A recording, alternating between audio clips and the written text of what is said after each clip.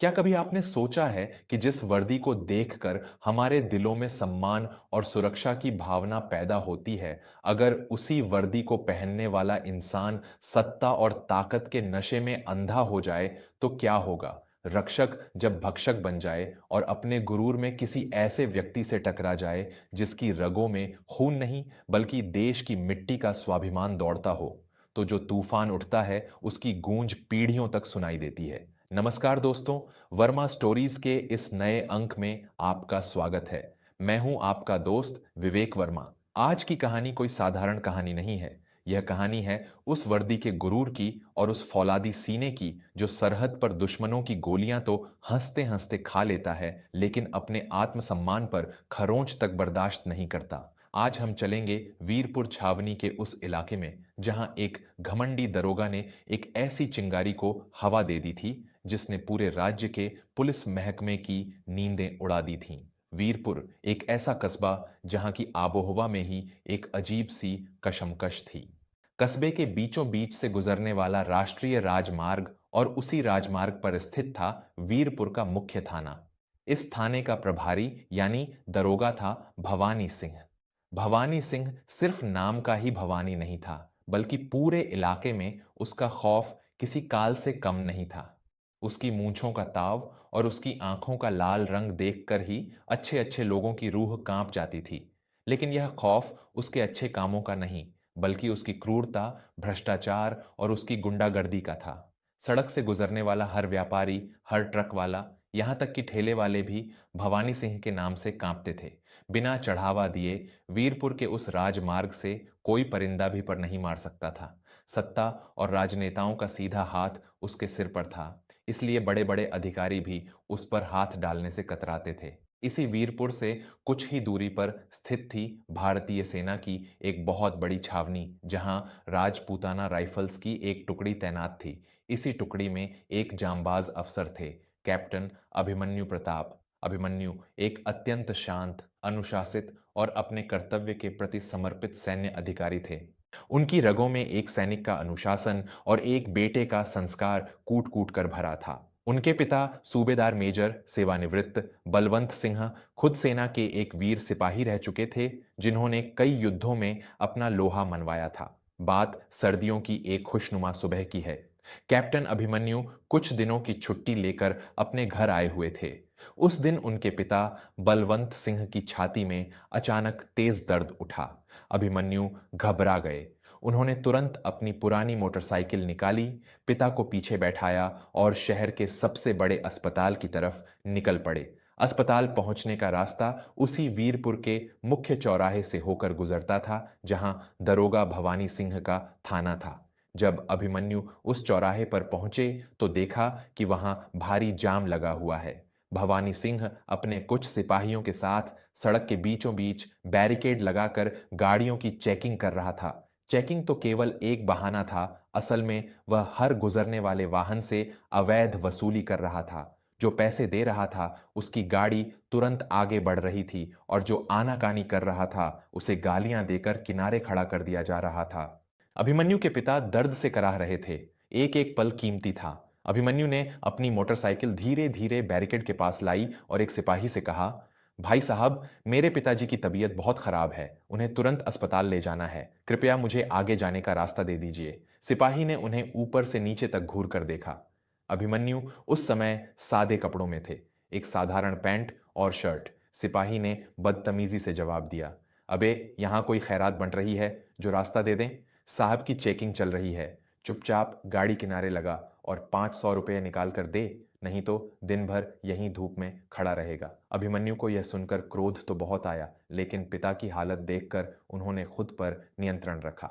वह मोटरसाइकिल से उतरे और सीधे दरोगा भवानी सिंह के पास गए, जो एक कुर्सी पर पैर के ऊपर पैर रखकर चाय पी रहा था। दरोगा जी, मेरे पिता की हालत गंभीर है, उन्हें दिल का दौरा पड़ा है। आपसे विनती है, मुझे यहां से निकलने दें, मैं वापसी में आपके सारे कागजात दिखा दूंगा। भवानी सिंह ने चाय का कुल्हड़ जमीन पर पटका और अपनी लाल आंखों से अभिमन्यु को घूरते हुए अपनी कुर्सी से उठा। सत्ता के नशे में वह इंसान और जानवर का फर्क भूल चुका था। तू मुझे सिखाएगा कि मुझे क्या करना है, बड़ा आया बाप का इलाज कराने वाला? तेरे जैसे रोज यहां 10 आते हैं मरने का नाटक लेकर। जब तक पैसे नहीं निकालेगा तेरी गाड़ी यहां से 1 इंच आगे नहीं खिसकेगी, समझ गया? अभिमन्यु का संयम अब टूटने लगा था। उन्होंने अत्यंत गंभीर और दृढ़ स्वर में कहा, अपनी जुबान संभाल कर बात कीजिए दरोगा जी। मैं भारतीय सेना में कैप्टन हूं और मेरे पिता भी एक सेवानिवृत्त सैन्य अधिकारी हैं। आप एक सैनिक के साथ इस तरह पेश नहीं आ सकते। नियम सबके लिए बराबर हैं, लेकिन आपातकाल में रास्ता रोकना अपराध है। सेना का नाम सुनते ही भवानी सिंह का अहंकार और भड़क गया। वह सेना वालों से वैसे ही चिढ़ता था क्योंकि वे कभी उसे घूस नहीं देते थे और नियम कायदों की बात करते थे। अच्छा, तो तू फौजी है, सरहद पर जाकर गोलियां चलाता होगा, पर यह वीरपुर है, यहां केवल भवानी सिंह का कानून चलता है। तेरा वह फौजी बाप जो पीछे मर रहा है, उसने क्या उखाड़ लिया जो तू उखाड़ लेगा? पिता का यह घोर अपमान सुनकर अभिमन्यु का खून खौल उठा। उन्होंने आगे बढ़कर भवानी सिंह की वर्दी का कॉलर पकड़ लिया। मेरे पिता के बारे में एक शब्द और कहा तो यह वर्दी उतारकर इसी सड़क पर तेरा वह हाल करूंगा कि तू जिंदा तो रहेगा, पर किसी को मुंह दिखाने लायक नहीं बचेगा। भवानी सिंह यह बर्दाश्त नहीं कर पाया कि भरे चौराहे पर किसी ने उसका कॉलर पकड़ा हो। उसने पूरी ताकत से अपना हाथ उठाया और बीच सड़क सैकड़ों लोगों की भीड़ के सामने कैप्टन अभिमन्यु के चेहरे पर एक जोरदार थप्पड़ जड़ दिया। चटाक! थप्पड़ की गूंज से पूरा चौराहा सन्न रह गया। हवा जैसे थम सी गई। एक सन्नाटा छा गया। जो लोग अपनी गाड़ियों में बैठे थे वे कांप उठे। एक दरोगा ने एक आर्मी अफसर पर हाथ उठा दिया था। अभिमन्यु का चेहरा गुस्से से तमतमा उठा। उनकी मुट्ठियां कस गईं और आंखों से अंगारे बरसने लगे। उनके अंदर का सैनिक भवानी सिंह की गर्दन मरोड़ देने के लिए मचल उठा, लेकिन तभी उनके कानों में पीछे से पिता की दर्द भरी कराह सुनाई दी। अभिमन्यु, मुझे अस्पताल ले चल बेटा। अभिमन्यु ने अपनी कसती हुई मुट्ठियों को ढीला कर लिया। उनके लिए उस समय अपने आत्मसम्मान से बड़ा पिता की जान बचाना था। वे जानते थे कि अगर वे यहां उलझे तो पिता को समय पर अस्पताल नहीं पहुंचा पाएंगे। उन्होंने भवानी सिंह को एक ऐसी नजर से देखा जो किसी भी कमजोर दिल वाले इंसान को राख कर देती। तुमने आज एक सैनिक पर नहीं, पूरी भारतीय सेना के स्वाभिमान पर हाथ उठाया है दरोगा। इस थप्पड़ की गूंज बहुत दूर तक जाएगी, ये मेरा वादा है। यह कहकर अभिमन्यु चुपचाप मोटरसाइकिल पर बैठे और किनारे के एक कच्चे रास्ते से होते हुए अपने पिता को लेकर अस्पताल की ओर निकल गए। पीछे से भवानी सिंह जोर जोर से हंसता रहा और लोगों पर रौब झाड़ता रहा। अस्पताल पहुंचकर डॉक्टरों ने तुरंत पिता का इलाज शुरू किया और उन्हें खतरे से बाहर बताया। जब अभिमन्यु को तसल्ली हो गई कि उनके पिता अब सुरक्षित हैं, तो उनके अंदर दबा हुआ वह ज्वालामुखी फटने लगा। एक सैनिक की सहनशीलता की एक सीमा होती है। जब उसकी वर्दी और उसके सम्मान को ललकारा जाए तो वह शांत नहीं बैठता। उसी शाम कैप्टन अभिमन्यु वापस अपनी छावनी लौटे। उनके गाल पर अभी भी भवानी सिंह की उंगलियों के निशान उभरे हुए थे। जब वे ऑफिसर्स मेस में पहुंचे तो उनके साथी अधिकारियों और जवानों ने उनके चेहरे के निशान देखे। जब अभिमन्यु ने पूरी बात बताई तो राजपूताना राइफल्स के जवानों का खून खौल उठा। एक सैनिक का अपमान पूरी रेजिमेंट का अपमान माना जाता है। इस घटना की खबर तुरंत बटालियन के commanding officer colonel Samar Pratap Singh तक पहुंची। कर्नल समर एक बेहद सख्त और सिद्धांतवादी अधिकारी थे। जब उन्होंने सुना कि एक भ्रष्ट पुलिस वाले ने उनके एक बहादुर अफसर को बीच सड़क पर थप्पड़ मारा है और एक बीमार पूर्व सैनिक का अपमान किया है, तो उनकी भ्रुकुटी तन गई। सेना अनुशासन से चलती है, कैप्टन अभिमन्यु। कर्नल समर ने अपनी मेज पर जोर से मुक्का मारते हुए कहा, हम कानून हाथ में नहीं लेते, लेकिन जो हाथ भारतीय सेना के सम्मान की तरफ उठे उस हाथ को उसकी सही जगह दिखाना हम अच्छी तरह जानते हैं। आज वीरपुर की पुलिस को पता चलेगा कि सेना का अनुशासन और उसका खौफ क्या होता है। अगली सुबह जब वीरपुर कस्बे के लोग अपने अपने कामों पर निकल रहे थे और दरोगा भवानी सिंह थाने के बाहर अपनी कुर्सी पर बैठकर मूंछों पर ताव दे रहा था, तभी एक ऐसी आवाज से जमीन कांपने लगी जो वीरपुर वालों ने पहले कभी नहीं सुनी थी।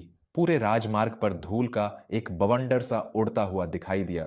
कुछ ही पलों में एक के बाद एक भारतीय सेना के 20 विशाल और भारी ट्रक जिप्सियां और बख्तरबंद गाड़ियां वीरपुर की तरफ बढ़ती हुई दिखाई दीं। ऐसा लग रहा था जैसे कोई युद्ध छिड़ गया हो।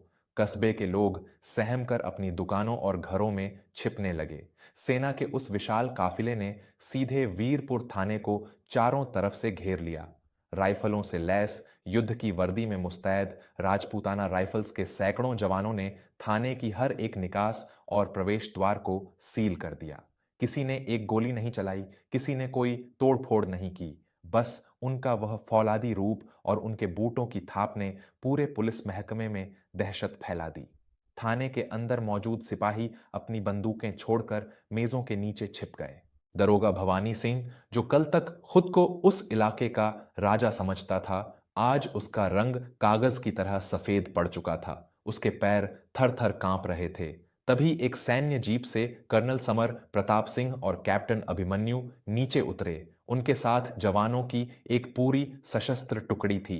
कर्नल समर की भारी आवाज पूरे इलाके में गूंज उठी। वीरपुर थाने के प्रभारी दरोगा भवानी सिंह, अगर अपनी जान और अपनी इस खाकी वर्दी की थोड़ी भी इज्जत बची है तो चुपचाप बाहर निकल आओ, वरना भारतीय सेना को अपना रास्ता खुद बनाना आता है। यह आवाज सुनकर भवानी सिंह के तो जैसे प्राण ही सूख गए। वह लड़खड़ाते कदमों से कांपते हुए थाने के बाहर आया। जो दरोगा कल तक सीना तान कर चल रहा था, आज वह सेना के उन जवानों के सामने एक भीगी बिल्ली बना हुआ था। सेना के इस एक्शन की खबर शहर के एसपी और जिला अधिकारी डीएम तक आग की तरह पहुंच चुकी थी।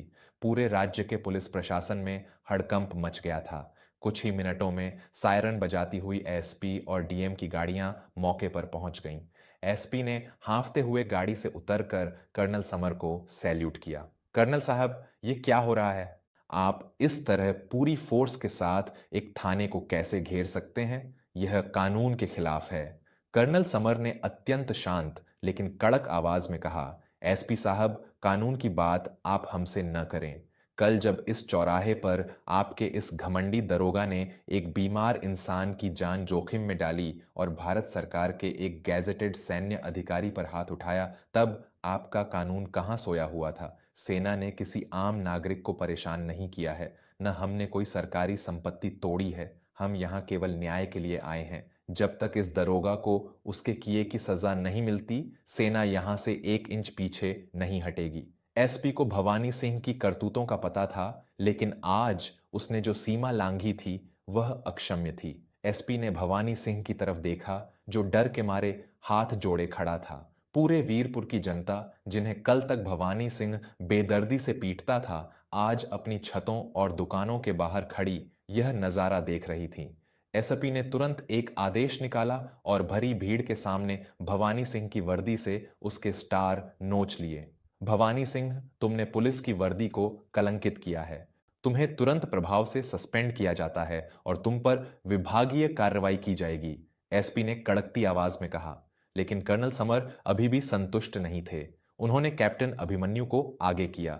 तुम्हें क्या लगता है भवानी सिंह, वर्दी के नशे में तुम किसी को भी अपमानित कर दोगे? अगर यह कैप्टन चाहता तो कल ही तुम्हारे उस हाथ को जड़ से उखाड़ सकता था जिसने इस पर थप्पड़ मारा था। लेकिन एक असली सिपाही अपनी ताकत का प्रदर्शन निहत्थों या बीमारों के सामने नहीं करता। भवानी सिंह फूट फूट कर रोने लगा। वह घुटनों के बल कैप्टन अभिमन्यु के पैरों में गिर पड़ा। मुझे माफ कर दीजिए कैप्टन साहब, मैं सत्ता के नशे में अंधा हो गया था। मुझसे बहुत बड़ी भूल हो गई, मुझे क्षमा कर दीजिए, अभिमन्यु ने पीछे हटते हुए कहा। माफी मुझसे नहीं, उस वर्दी से मांगो जिसे तुमने कलंकित किया है, और इस देश की जनता से मांगो जिसे तुम लूटते आए हो। भवानी सिंह ने बीच सड़क पर कान पकड़कर जमीन पर माथा टेक कर सबसे माफी मांगी। उसकी सारी गुंडागर्दी और उसका सारा खौफ उसी मिट्टी में मिल गया जहां उसने कल एक सैनिक का अपमान किया था। जब न्याय हो गया तो कर्नल समर ने एक इशारा किया। कुछ ही पलों में पूरी सेना अपने वाहनों में बैठी और उसी असीम अनुशासन के साथ वापस अपनी छावनी की ओर लौट गई, जैसे कोई अनुशासित लहर समुद्र में वापस लौट जाती है। उस दिन के बाद से वीरपुर में किसी पुलिस वाले ने किसी आम नागरिक पर हाथ उठाने या रिश्वत मांगने की हिम्मत नहीं की। पूरे राज्य में यह खबर फैल गई कि जब वर्दी का गुरूर हदों को पार करता है तो उसे तोड़ने के लिए फौलादी सीने वाले हमेशा तैयार रहते हैं। दोस्तों, सत्ता और ताकत एक नशा है और जब यह नशा दिमाग पर चढ़ता है तो इंसान अपना असली चरित्र खो बैठता है। पुलिस हो या सेना, यह वर्दी जनता की रक्षा के लिए दी जाती है, उन पर जुल्म करने के लिए नहीं। कैप्टन अभिमन्यु ने अपनी शक्ति का संयम रखा, लेकिन जब बात सम्मान की आई तो सेना ने यह साबित कर दिया कि वे देश की सीमाओं की रक्षा करने के साथ साथ अपने आत्मसम्मान की रक्षा करना भी भली भांति जानते हैं। आशा करता हूं कि वर्मा स्टोरीज की यह सत्यता से प्रेरित कहानी आपको पसंद आई होगी। अगर इस कहानी ने आपके अंदर भी देश प्रेम और वर्दी के असली सम्मान की भावना को जगाया हो, तो इस वीडियो को अपने परिवार और दोस्तों के साथ जरूर साझा करें।